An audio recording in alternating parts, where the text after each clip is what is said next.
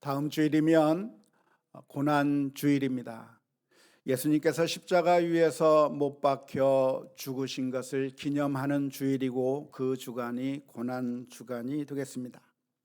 그 다음 주일은 부활 주일인데요. 예수님께서 돌아가셨으나 3일 만에 죽음에서부터 부활하신 것을 기념하는 부활 주일이 됩니다.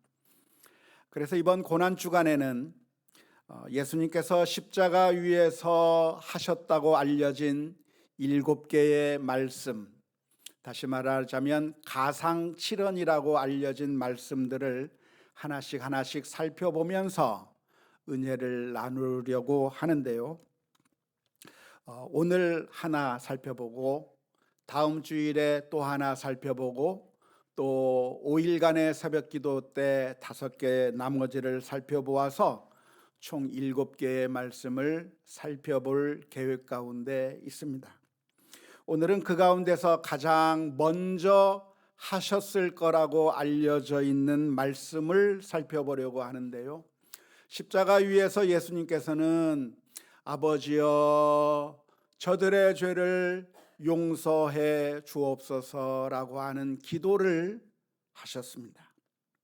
누가복음 23장 34절에 이렇게 기록되어 있습니다.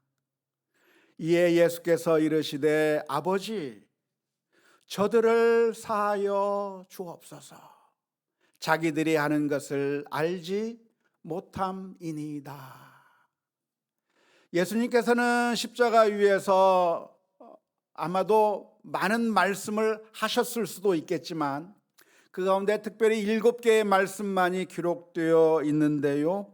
그 가운데서 제일 먼저 예수님께서 하신 말씀이 무엇이냐면 아버지 저들의 죄를 용서해 달라고 하는 기도의 제목을 예수님께서 가장 먼저 말씀하셨습니다. 이러한 사실이 아주 놀라운데요. 왜냐하면 십자가라고 하는 극심한 고통 가운데서 나올 수 있는 가장 자연스러운 반응이 아니기 때문에 그렇습니다.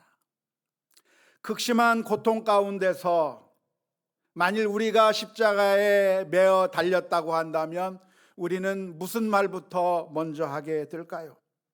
우리랑 똑같은 몸을 가지신 예수님, 100% 인간이신 그 예수님께서 그 엄청난 고통을 당하면서 내뱉을 수 있는 가장 원초적인 그 반응이 있다고 한다면 아마 비명을 질러야 정상이 아닐까 싶습니다. 아이고 죽겠다고 이야기하고 살려달라고 이야기하는 것이 가장 자연스러운 반응일 거라고 생각이 듭니다. 하지만 놀랍게도 예수님께서는 무슨 말씀을 제일 먼저 하셨냐면 주여 아버지여 저들의 죄를 용서해 달라고 하는 말씀을 가장 먼저 하셨습니다. 그 말씀을 하신 것은 주님께서 사랑하셨기 때문에 나온 말씀이라고 생각을 해요. 마치 부모님과 자녀들이 함께 있는 상황 가운데서 자녀들이 잘못을 해가지고 엄청난 해를 당하게 되고 위험에 빠져서 정말 어려운 일을 겪게 되었을 때 부모의 마음, 어머니의 마음은 왜 이 잘못을 했느냐보다도 가장 먼저 관심이 가는 게 자식의 안전이죠. 우리 새끼가 살아있는가, 우리 아이가 괜찮은가를 먼저 바라보는 게 부모의 마음인 것처럼 우리 예수님께서 십자가 위에 달리셨을 때 가장 먼저 예수님의 마음 가운데 있었던 내용이 무엇이냐면 아버지여 저들의 죄를 용서해 달라고 하는 것이 우리 주님의 가장 먼저 보여준 반응이었습니다. 예수님의 말씀을 바라보게 될 때 우리가 먼저 발견할 것이 있다고 한다면 지금 예수님을 십자가에 못 박고 있는 사람들이 저지르고 있는 그 일이 엄청난 죄라고 하는 사실을 알 수가 있겠습니다. 지금 예수님을 십자가에 못 박은 사람들은 단순히 로마 병정들만이 아니라 그렇게 예수님을 재판정에 넘겨주었던 유대인들, 제사장들, 서기관인들, 그리고 군중들, 그리고 예수님을 신문했던 그런 본디오 빌라도와 모든 사람들이 다 함께 예수님을 십자가에 못 박고 있는 가운데 있는데요, 그 일을 하는 그 사람들의 그 행위가 예수님께서는 그것이 죄라고 하는 사실을 먼저 전제하고서 이 말씀을 해 주시고 계시는 겁니다. 용서해달라고 예수님께서 하나님께 간청하고 있는데, 용서는 누구에게 필요한 것이죠? 용서는 뛰어난 업적을 남긴 사람한테 필요한 것인가요? 용서는 금메달을 딴 우수한 선수에게 필요한 것인가요? 선한 일을 하고 정당한 일을 한 사람에게 필요한 것인가요? 아니잖아요. 용서는 누구에게 필요한 것인가? 죄 지은 사람에게 필요한 거예요. 예수님께서 아버지여 저들을 용서해달라고 기도할 때 그 전제가 무엇이냐면, 예수님을 지금 십자가에 못 박고 있는 사람들이 엄청난 죄악을 저지르고 있다고 하는 사실을 전제하고서 하시는 말씀입니다. 그런데 지금 예수님을 십자가에 못 박고 있는 사람들은 자신들이 죄를 짓는 것이라고 생각하면서 이 일을 하고 있었을까요? 그렇지 않았을 것입니다. 오히려 자기 자신들은 정당한 일을 한다고 생각했을 겁니다. 나는 공무를 수행한다고 생각했을 것이고, 예수님을 십자가에 넘겼던 사람들은 우리는 하나님을 위해서 이 일을 한다고 생각했을 것이고, 하나님의 말씀에 따라 우리는 정당한 일을 하는 것이고, 신성모독을 한 예수님을 십자가에 넘기는 거야말로 그것은 하나님께서 내게 맡겨주신 사명감을 가지고 이 일을 하고 있을 것이라고 생각을 합니다. 죄라고 하는 것은 짓기 쉬운 게 아닙니다. 죄라고 하는 것을 우리가 그냥 마음대로 지을 수 있는 게 아니에요. 왜냐하면 우리 사람들에게는 양심이라고 하는 것이 있기 때문에 그렇습니다. 하나님께서 사람을 만드실 때 하나님의 형상에 따라서 사람을 만드셨고, 따라서 우리들의 마음 가운데는 하나님을 닮은 게 들어 있습니다. 하나님의 선하심을 닮아 있습니다.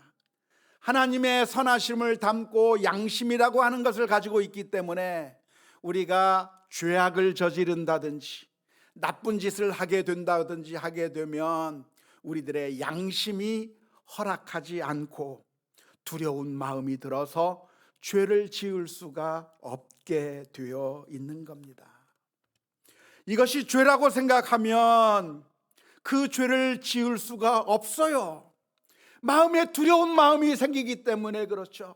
우리들의 마음에 경찰관이 들어가 있기 때문에, 양심의 법이 살아있기 때문에 죄라고 하는 것을 우리가 마음대로 지을 수가 없는 겁니다. 그런데 어떻게 사람들은 죄를 짓는가? 그 자기 자신의 양심을 향해서 속이는 것이죠. 최면을 거는 겁니다. 아니야, 이건 죄가 아니야, 이건 나쁜 일이 아니야, 이건 괜찮은 일이야, 아니 이것은 의로운 일이야, 이것은 아주 정당한 일이야 라고 이야기해 주는 것입니다. 도둑질 할 수 있나요? 도둑질 하는 게 쉬운가요? 쉽지 않아요. 왜냐하면 도둑질 하려고 하면 두려운 마음이 드는 겁니다. 내가 이런 짓을 하면 안 되는데 양심이 내 자신에게 이야기하는 겁니다. 그래서 도둑질하는 일이 쉬운 일이 아니에요. 그런데 어떻게 도둑질을 하게 되는 겁니까? 그것은 우리 자신의 양심을 향해서 설득을 하는 거죠. 지금 네가 하고 있는 일은 나쁜 일이 아니라 나쁜 방법을 통해서 엄청난 부를 모은 저 탐욕적인 인간들을 응징하는 일을 네가 하고 있는 것이다라고 스스로 자기 자신을 설득시켜야 하는 겁니다. 지금 네가 하고 있는 일은 나쁜 일이 아니라 저 사람이 한 그 나쁜 일에 대해서 네가 가서 심판하는 것이다, 정의를 이루는 것이라고 내 자신을 속여야, 그래야 죄를 짓는 것이죠. 회사에서 일을 하면서 회사의 물건을 착복하고 여러 가지 잘못들을 하는 이유가 무엇입니까? 맨정신으로는 그렇게 못하는 거예요. 그런데 우리들의 마음을 설득시키는 겁니다.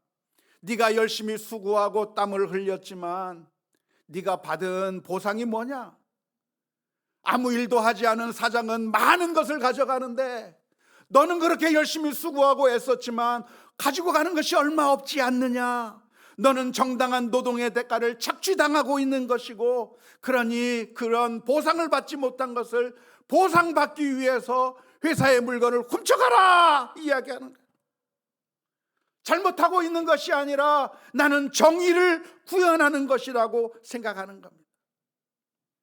갑질을 왜 합니까? 내가 마땅히 받아야 될 권리가 있는데 그 권리를 침해당했기 때문에 지금 내가 화를 내는 것은 정당하고 갑질을 하는 것은 내 권리를 되찾아오는 것이라고 우리 자신을 향해서 자꾸만 설득하기 때문에 우리가 죄를 짓는 것입니다. 예수님을 십자가에 못 박은 일도 역시 마찬가지였다고 생각이 되는데요. 예수님을 십자가에 못 박을 때 사람들은 아무 죄가 없는 예수님을 십자가에 못 박는다고 생각하지 않았습니다. 우리 앞에 놓여져 있는 저 죄인은 하나님을 모독한 신성모독의 죄인이요, 이 죄인을 심판하는 거야말로 하나님을 위하는 길이고 이것이야말로 정말 정당한 일이라고 하는 그런 정당감 속에서, 사명감 속에서 모든 사람들이 일어나서 예수님을 죽이고 있는 그 자리에 서 있는 것입니다. 그런데 그런 수많은 사람들을 향해서 예수님께서는 그게 죄다, 그게 죄라고 말씀하는 거예요. 그것이 아주 충격적인 것인데, 이것이 정당하다고 괜찮은 것이라고 생각했지만 예수님께서는 그게 죄라고 말씀해 주신 것입니다. 우리가 죄를 짓는 것도 역시 마찬가지라고 할 수 있겠는데요. 우리는 죄를 많이 짓습니다. 신앙생활을 하면서도, 가정에서도, 직장에서도, 우리 교우들과의 관계 속에서도 엄청난 하나님께서 원하지 않는 일들을 많이 하고 있는데, 그것은 우리들이 몰랐다고 말하기도 하고 정당하다고 말하면서 죄를 짓는 것이라고 할 수가 있겠습니다. 하지만 그것이 죄인 줄 몰랐다고 하는 것이 결코 변명이 되지는 못합니다.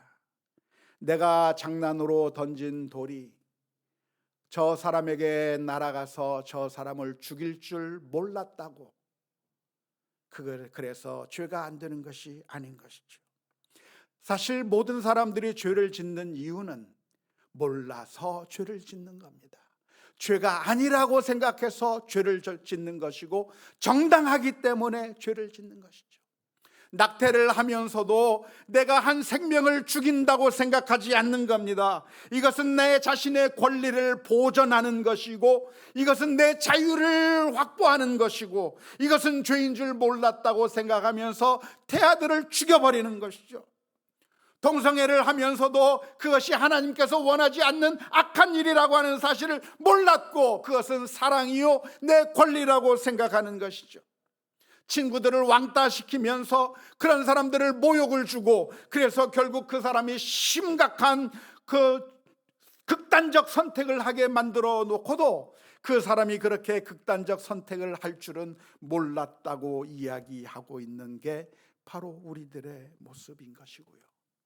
장애인들이나 이주민들이나 사회적 약자들을 향해서 마음속에 대못을 박아놓고도 이것이 우리의 권리라고 떳떳하게 주장하는 그런 일들이 우리 사회에서 얼마나 자주 일어나는지 모릅니다. 그런데 그게 우리 크리스천들 사이에서도 역시 마찬가지예요. 신앙생활을 하면서도 쌀쌀한 눈길을 주면서 성도들의 마음을 아프게 하면서도 교만한 마음을 가지기도 하고 왕따를 시키기도 하고 무시하는 눈길을 주면서도 이것은 괜찮은 거라고, 인간이니까 그렇게 할 수 있는 거라고 그냥 그렇게 자유하면서 사는 거예요. 사랑의 손길을 내밀지 않으면서도 이것은 내가 정당한 삶을 사는 거라고 생각하는 거예요. 하나님의 사랑을 실천하지 않으면서도 이것은 내 자연스러운 삶이라고 말하면서 나는 괜찮은 일을 하고 있다고, 그저 나는 교회를 열심히 다니고 예배 잘 드리고 헌금 잘 드리니까 그러니까 나는 괜찮은 것이라고 착각하며 지나고 있는데요, 오늘 주님께서는 그렇게 생각하고 있는 저와 여러분들을 향해서 그게 죄다 말씀하시는 거예요. 그게 죄다 말씀하시는 거예요. 마음속에 용서하지 못하는 거, 마음속에 미운 마음으로 사람들을 바라보는 거, 차별하고 미워하는 거, 그 모든 것이 괜찮은 것이 아니라 용서받아야 될 죄라고 말씀해 주고 계시는 것을 바라보아야 합니다. 그래서 오늘 이 시간에 우리가 기도해야 될 기도의 제목이 있다고 한다면, 주님 영적인 눈을 뜨게 하여 주시옵소서. 기도해야 될 줄로 믿습니다. 하나님께서 원하시는 선하시고 온전하시고 기뻐하신 뜻이 무엇인지 분별할 수 있는 영적인 눈을 주시옵소서. 기도해야 되는 거예요. 로마서 12장 2절 말씀에 이렇게 기록합니다. 너희는 이 세대를 본받지 말고 오직 마음을 새롭게 함으로 변화를 받아 하나님의 선하시고 기뻐하시고 온전하신 뜻이 무엇인지 분별하도록 하라. 세상 사람들이 가는 그 모든 길들이 그냥 아무 생각 없이 다른 사람들이 가는 그 길이니까 괜찮은 길이겠지, 이렇게 다른 사람들처럼 똑같이 행동하면 아무 문제가 없겠지 생각하면서 그렇게 살아가지 말고 하나님께서 진정으로 원하시는 것이 무엇인지 분별할 수 있는 영적인 눈을 주시옵소서. 기도하며 나아가는 우리 모두가 다 될 수 있기를 주님의 이름으로 축원합니다. 예수님께서는 죄를 짓는 그들을 바라보시면서 분노하지 않으셨습니다. 누군가 너의 오른편 뺨을 때리면 왼편 뺨까지도 돌려대라고 주님께서 말씀해 주셨는데 정확하게 그렇게 하셨습니다. 겟세마네 동산에서 기도하시고 체포당하실 때 주님께서는 저항하면서 그들을 공격한 것이 아니라 온유하게 대하셨습니다.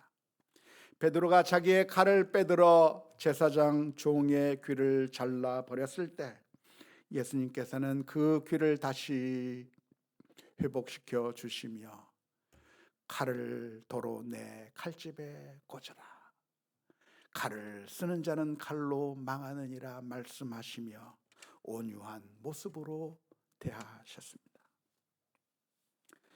예수님께서 이렇게 온유하게 대하신 이유는 무엇이겠습니까? 힘이 없어서 그랬을까요? 그렇지 않습니다. 예수님께서 십자가에 못 박히셨을 때 사람들은 조롱했습니다. 누가복음 23장 35절의 말씀에 백성은 서서 구경하는데 관리들은 비웃어 이르되 저가 남을 구원하였으니 만일 하나님이 택하신 자 그리스도이면 자신도 구원할지어다 하고 하면서 예수님을 조롱했는데 그 순간에 예수님께서 그 십자가 위에서 내려올 능력이 없어서, 내려올 방법이 없어서 그 위에 매달려 계셨던 것이 아니라 예수님께서는 12영이나 더 되는 천사들을 동원하여 충분히 뒤엎을 수 있는 능력이 있음에도 불구하고 온유하게 대하신 그 이유가 무엇입니까? 만일 우리가 예수 그리스도의 은혜를 받은 자라고 한다면 오늘 저와 여러분들의 삶 가운데서도 온유한 모습의 그러한 모습이 나타나야 될 줄로 믿습니다. 혹시라도 우리들의 마음 가운데 미워하는 마음, 시기하는 마음, 질투하는 마음, 여러 가지 악한 마음들이 우리의 마음 가운데 있거들라. 꼴 보기 싫은 마음이 내 마음 가운데 있다고 한다면 그게 죄라고 하는 것을 알고 회개하며 나아가는 우리 모두가 되어야 될 줄로 믿습니다. 더 나아가 예수님께서는 그들의 죄를 용서해달라고 간구해 주셨습니다. 저들의 죄를 사하여 주옵소서 예수님께서는 기도하셨는데요. 그런데 이 말씀은 종종 우리 크리스천들 사이에서 많은 오해를 불러일으킨 말씀입니다. 그 악을 행하는 자들을 향해서 예수님께서는 저들의 죄를 용서해달라고 기도하셨는데, 그러니까 이 말은 이들이 계속 죄를 지어도 회개하지 않고 끝까지 악한 일을 계속해도 하나님 그냥 없던 일로 해주세요, 그냥 못 본 척 해주세요, 하나님 그냥 무조건 용서해 주세요라고 하는 그런 의미의 기도의 제목은 아닙니다. 용서에는 무엇이 전제되냐면 회개가 전제되는 거예요. 용서의 전제가 무엇이냐면 회개예요. 회개하지 않는 자에게는 용서가 의미가 없어요. 그 용서가 회개하지 않는 자들에게는 용서가 나타나는 게 아니에요. 저들을 용서해달라고 하는 기도는 저들이 회개하든 회개하지 않든 아무런 상관없이 하나님 그냥 내버려 두세요, 그냥 놔두세요라고 하는 그런 기도의 제목이 아니라, 저들의 죄를 용서해달라고 하는 그 기도의 제목은 하나님 저들의 마음을 변화시켜 주셔서 지금 악을 행하고 있던 그 악행을 중단하게 해주시고, 그래서 마음의 변화가 일어나 회개케 하시고, 그래서 자신의 죄를 뉘우치고, 그래서 이제는 하나님에게로 돌아오는 그런 변화의 역사가 일어나게 하셔서, 그래서 용서해 달라고 하는 기도의 제목입니다. 종종 우리 크리스천들은 이러한 용서에 대한 성경적인 관점을 망각하는 바람에 용서가 악용이 되거나 오용될 때가 많이 있고, 결과적으로 복음이 조롱당하는 그런 결과를 가져올 때가 많이 있습니다. 특별히 어떤 가해자와 피해자가 있을 때, 안타깝게도 우리 크리스천들은 피해자에게 찾아가서 그 피해자에게 한다는 말이 가해자를 용서하라고 하는 그런 정말 뜬금없는 소리를 할 때가 너무나도 많아요. 가해자가 있고 피해자가 있으면 정의를 바로잡는 것이 그게 하나님의 법칙일 텐데, 가해자는 그냥 가만 내버려 두고 피해자를 찾아가서 한다는 이야기가 가해자를 용서하라고 하는 이야기를 하는 겁니다. 그것이 얼마나 이 피해자의 마음을 더 아프게 하고 분노하게 만들 것이라고 하는 것을 이해하지 못한 채, 그리고 성경적인 용서의 개념이 무엇인지에 대한 제대로 인식이 없는 채 그냥 가서 피해자에게 용서하라고 말함으로써 오히려 분노를 유발시켜 버리는 경우가 얼마나 많은지 모릅니다. 지난주 설교에서도 한번 언급을 해드렸는데요, 고통을 당하는 자가 있다고 한다면 찾아가서 기뻐하라고 말하든지 감사하라고 말하는 그런 서툰 일을 함부로 해서는 안 된다고 말씀을 드렸습니다. 그것은 아주 어리석은 일일 뿐만 아니라 더 나아가서는 사악한 일이 될 수도 있는 것이고요, 우리가 가져야 될 태도가 있다고 한다면 고난을 받는 사람, 고통을 받는 사람들과 함께 울어주고 함께 공감하는 일이 필요하다고 말씀을 드렸습니다. 그렇게 함께 울고 함께 공감하는 모습을 보여준다고 한다면 그런 피해자들을 향해 찾아가서 쉽게 용서하라고 하는 말을 함부로 할 것도 아닌 것이죠. 오해하지 마십시오. 그러니까 용서하지 않아도 괜찮다고 말씀드리는 것은 아닙니다. 용서해야 합니다. 용서하는 것이 나 자신을 그 감옥에서부터 해방시키는 일이 될 겁니다. 하지만 이 용서라고 하는 것은 무엇인가? 그냥 아무런 회개도 없는데 뻔뻔하게 살아가고 있는데 그냥 용서해 줄게라고 하는 것이 용서가 아니고, 예수님께서 지금 이렇게 기도하는 이유가 무엇이냐면 저들의 죄를 용서해 달라고 기도하는 것은 저들의 마음을 변화시켜 주셔서 그래서 자신의 잘못을 깨닫게 하시고 그리고 자신의 잘못을 뉘우치고 하나님께 돌아와 회개하고 자복하게 하셔서 그래서 용서해 달라고 하는 그런 의미의 말씀인 거예요. 그걸 주님께서 진정으로 원하신 것이라고 하는 사실을 기억해야 되는 것이고, 우리도 복음을 오해하지 않아야 되는 것인데, 예수님께서 우리를 위하여 십자가를 지셔서 우리의 죄를 용서해 주셨다고 하는 이야기는, 그러니까 내가 계속 죄를 지으면서 마음대로 악하게 살면서 나 용서받았어, 나 괜찮은 사람이야 라고 그렇게 뻔뻔스럽게 살아가도 된다고 하는 그런 의미의 말씀이 전혀 아니라고 하는 사실을 기억해야 할 것입니다. 마지막으로 우리가 이 말씀을 읽으면서 무엇을 바라보아야 하는가? 예수님을 십자가에 못 박은 사람들이 사실은 나라고 하는 사실을 발견해야 합니다. 지금 예수님께서 십자가에 못 박혀 죽으시면서 자신을 십자가에 못 박고 있는 저들을 용서해 달라고 예수님께서 기도해 주셨는데, 예수님을 지금 십자가에 못 박고 있는 사람들이 누구입니까? 로마 병정들입니까? 본디오 빌라도입니까? 대제사장들과 서기관들이 못을 받고 있는 겁니까? 아니요. 사실은 우리가 예수님을 못 박은 거예요. 예수님이 십자가에 못 박힌 이유가 무엇이냐면 나의 죄 때문에 십자가에 못 박힌 거예요. 예수님을 못 박은 건 그랬기 때문에 바로 우리들이 예수님을 못 박은 것이고, 예수님의 기도는 그렇게 예수님을 못 박은 우리들을 위한 기도인 것이죠.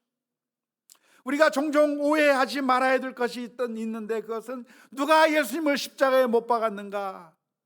우리는 사도신경을 고백하면서 고백하기를 본디오 빌라도에게 고난을 받으사 십자가에 못 박혀 죽으시고라고 하는 그런 신앙 고백을 하는데, 역사적으로 맞는 얘기지만 그것이 내가 못 박은 게 아니라 저 나쁜 놈이 못 박았다고 하는 그런 오해를 불러일으키지 않았으면 좋겠어요. 복음성가에 보면 그때 그 무리들이 예수님 못 박았네 라고 하는 복음성가가 있는데, 그 찬송을 부르면서 오해하지 않았으면 좋겠어요. 그때 그 무리들이 예수님을 못 박은 것이 아니라 내가 지금 바로 그 죄, 오늘도 내 옆 사람을 외면하고 있는 바로 그 죄, 우리가 악하게 살아가고 있는 바로 그 죄가, 내가 주님의 뜻대로 선하신 말씀대로 살지 못했던 바로 그 죄가 예수님을 십자가에 못 박은 것이고, 바로 그 죄 때문에 예수님께서 십자가에 달리셨다고 하는 사실을 바라보면서 우리의 죄가 용서되어야 할 필요가 있다고 하는 사실을 발견할 수 있기를 바랍니다. 우리는 하나님의 용서가 필요합니다. 예수님께서 십자가에 못 박혀 죽으신 것은 그냥 우리를 그냥 없던 일로 치자라고 말하는 것이 아니라, 우리는 그 주님의 십자가를 바라보며 내가 그렇게 큰 죄를 지었구나 라고 하는 사실을 깨달아야 하는 것이고, 지금까지는 나는 괜찮아, 나는 그렇게 나쁜 짓을 한 게 아니야, 나는 정당한 일을 한 것이고 나는 옳은 일을 했다고 스스로를 그렇게 자꾸만 정당화하고 그렇게 살아왔는데 예수님의 말씀을 보면서 내가 주님을 죽였구나. 그 죄가 예수님을 십자가에 못 박았다고 하는 사실을 발견하면서 이제는 믿음으로 그 십자가의 사건을 받아들이고 내 죄를 회개하며 자백하고 이제는 새로운 삶의 결단으로 나아가야 될 줄로 믿습니다. 이번 고난 주간을 앞에 두면서 나 자신의 모습을 회개하고 하나님의 용서를 진정으로 받아들이는 귀하고 복된 우리 모두가 다 될 수 있기를 주님의 이름으로 축원합니다.